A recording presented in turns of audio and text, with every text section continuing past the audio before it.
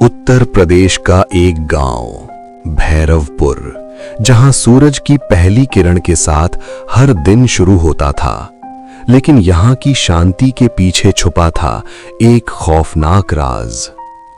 भैरवपुर के लोग सीधे साधे थे, लेकिन उनकी आंखों में हमेशा एक डर छुपा रहता था, जैसे वो किसी अनदेखी चीज से खौफ खाते हों। गांव के बाहर फैले खेत दिन में जितने हरे भरे दिखते थे, रात में उतने ही खौफनाक बन जाते थे। कई किसानों ने महसूस किया था कि कोई है जो उन खेतों में उन्हें देखता है, लेकिन कभी सामने नहीं आता। एक साल पहले भैरवपुर का एक आदमी रात में खेत गया और फिर कभी वापस नहीं लौटा। लोग कहते हैं उसे खेत की डायन ले गई और उसके बाद से कोई भी रात में उन खेतों की तरफ नहीं जाता। लेकिन भैरवपुर में एक लड़का था जिसे इन बातों पर बिल्कुल विश्वास नहीं था।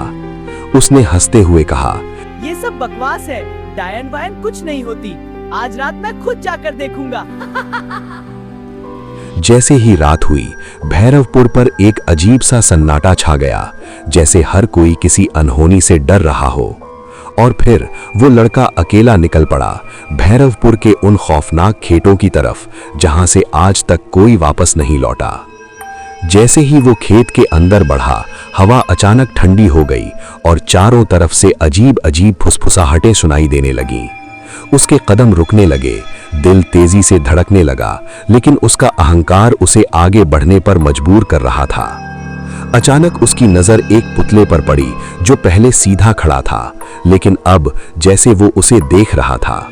वो घबराकर पीछे मुड़ा, लेकिन वहां कोई नहीं था, सिर्फ अंधेरा और कुछ अजीब सा एहसास। तभी उसकी लालटेन अचानक बुझ गई और उस अंधेरे में उसे दो लाल आंखें चमकती दिखीं। धीरे धीरे वो आकृति सामने आई, एक औरत, लेकिन उल्टी लटकी हुई। उसके बाल जमीन को छू रहे थे। उसका चेहरा इंसान जैसा नहीं था, फटी हुई त्वचा और एक डरावनी मुस्कान, जैसे वो उसका इंतजार कर रही हो। लड़का भागने लगा, लेकिन उसके पैर जमीन में धंस गए, जैसे किसी ने उसे नीचे से पकड़ लिया हो। और तभी वो डायन तेजी से उसकी तरफ रेंगने लगी। उसकी चाल इंसानों जैसी नहीं थी।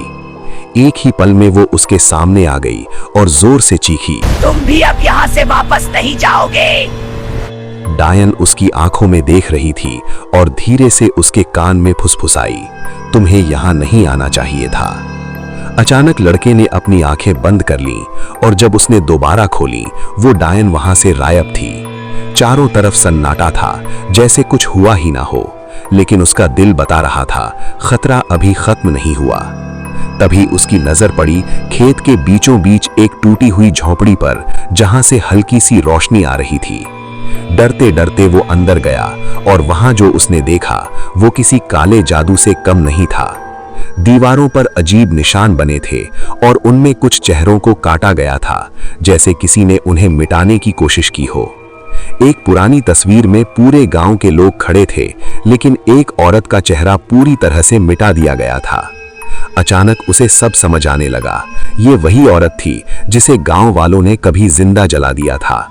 मरते वक्त उसने कसम खाई थी कि वो लौटेगी और हर उस इंसान से बदला लेगी जिसने उसके साथ धोखा किया। और तभी झोपड़ी के अंधेरे कोने से वही डायन फिर से सामने आने लगी, इस बार और भी ज्यादा खतरनाक। वो डायन अंधेरे से बाहर आई, उसका शरीर टेढ़ा मेढ़ा था और हर कदम के साथ जमीन कांप रही थी।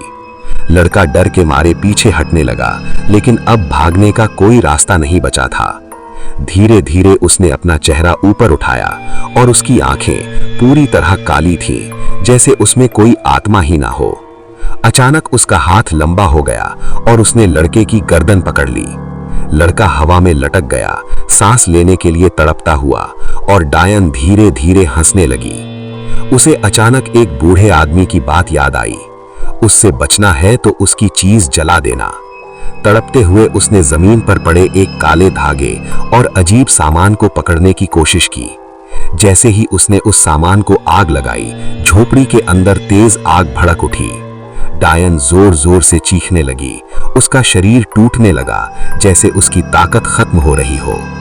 और फिर वो गायब हो गई, लेकिन जाते जाते उसकी हंसी अब भी गूंज रही थी, जैसे कहानी अभी खत्म नहीं हुई हो।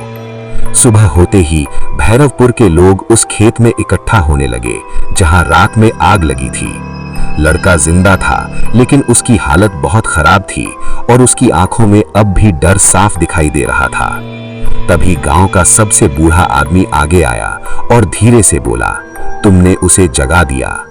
लड़का घबरा कर बोला, मैंने तो उसे जला दिया, वो खत्म हो गई। बूढ़ा आदमी हंस पड़ा, खत्म? वो इतनी आसानी से खत्म नहीं होती। वो सिर्फ एक शरीर नहीं थी, उसकी आत्मा इस पूरे गांव में बिखर चुकी है, हर कोने में, हर खेत में। इसका मतलब अब भैरवपुर का हर इंसान उसके निशाने पर है। तभी लड़के ने पानी में अपना चेहरा देखा और उसके पीछे वही डायन खड़ी मुस्कुरा रही थी। वो घबराकर पीछे मुड़ा, लेकिन वहां कोई नहीं था, मगर उसकी परछाई अब उसकी नहीं रही थी। और तभी उसकी परछाई ने उसकी तरफ देखा और वही डरावनी आवाज आई, अब मैं तेरे अंदर हूं।